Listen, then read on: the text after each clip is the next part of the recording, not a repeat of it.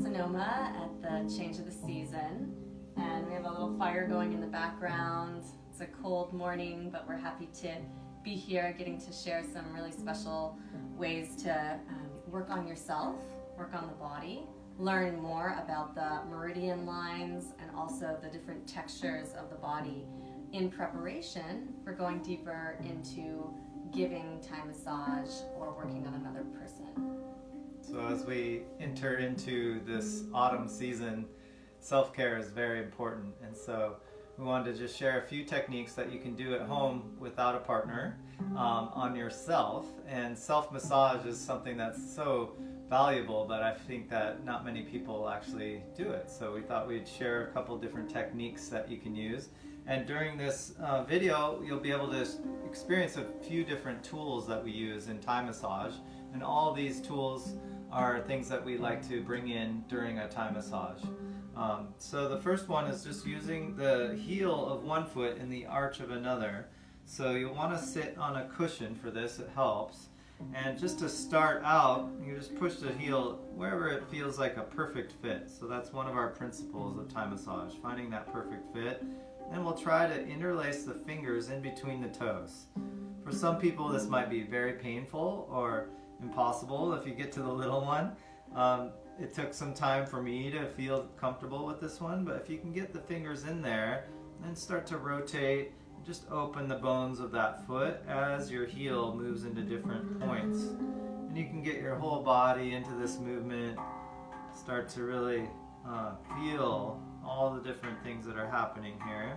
And notice in your own body, are you holding tension in the jaw and the shoulders of the neck, and just moving around, letting that go. And then we'll release the fingers from the toes, bring the hands behind, and then start to put a little more pressure into the foot. And if it feels like you want more, start to lift the hips up.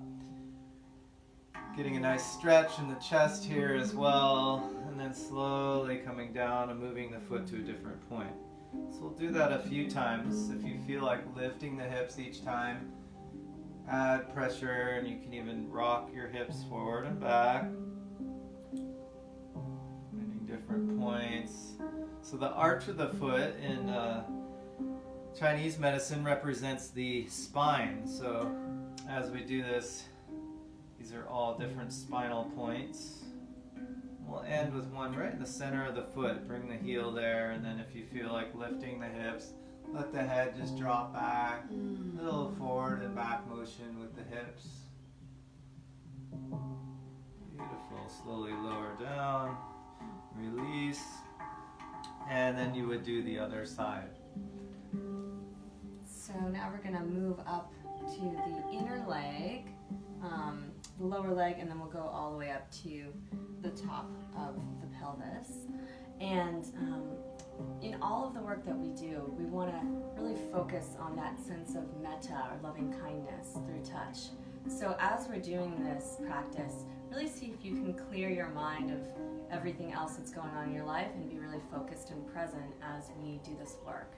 Okay, so we're going to take the thumbs, fingernail to fingernail, and starting at the ankle, we are going to go up the inner edge of that shin bone. So if you want to just take your hand and trace the shin bone, we're going to stay right on that inside edge as we walk up towards the knees. So let's start here by inchworming, taking that upper thumb and then leaning to the side.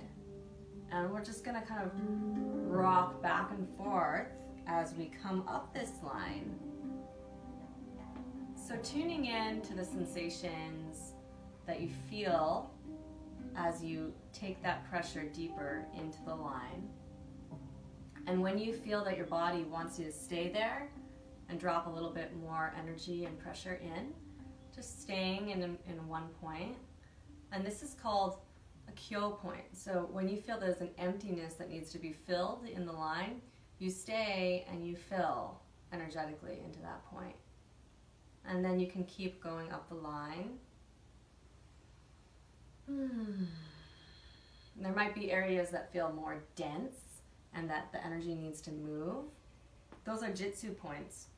And when you get to points like that, you're actually going to shake the energy to release. and disperse the energy. So we'll continue moving up that line all the way up to the knee. When we get to the knee, we'll take the circular rubbing action for the joint, and then just take that all the way up, upper leg. We're going to work with the outer edge of our forearm here, and the technique is going to be a rolling pin technique.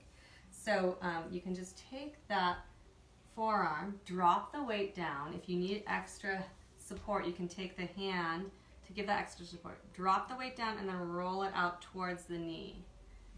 Coming up the leg will take about 4 points.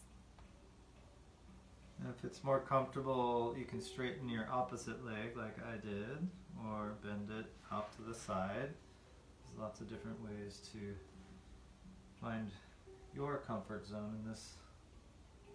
You can even take the hand down if that helps to have a little bit of bracing. Again, it's really just using your own body weight without efforting to give these deep compressions.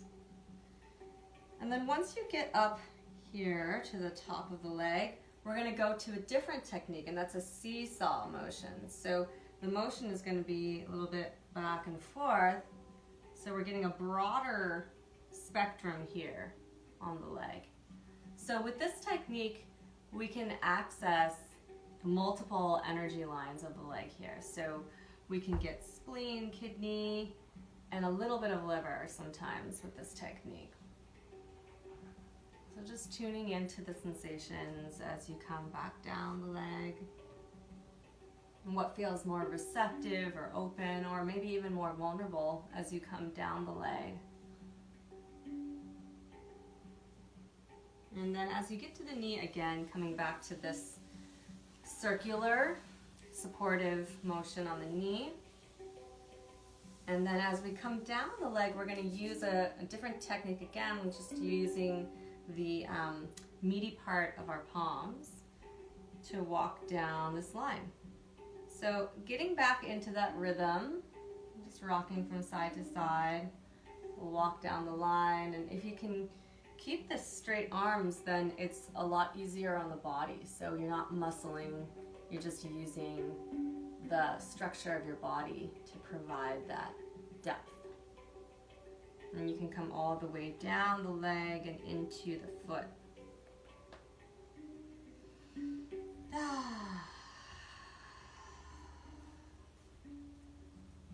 then just press it out. Good, take that leg long.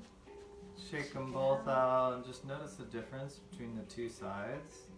I feel a lot more energy flowing through this leg that we just worked on.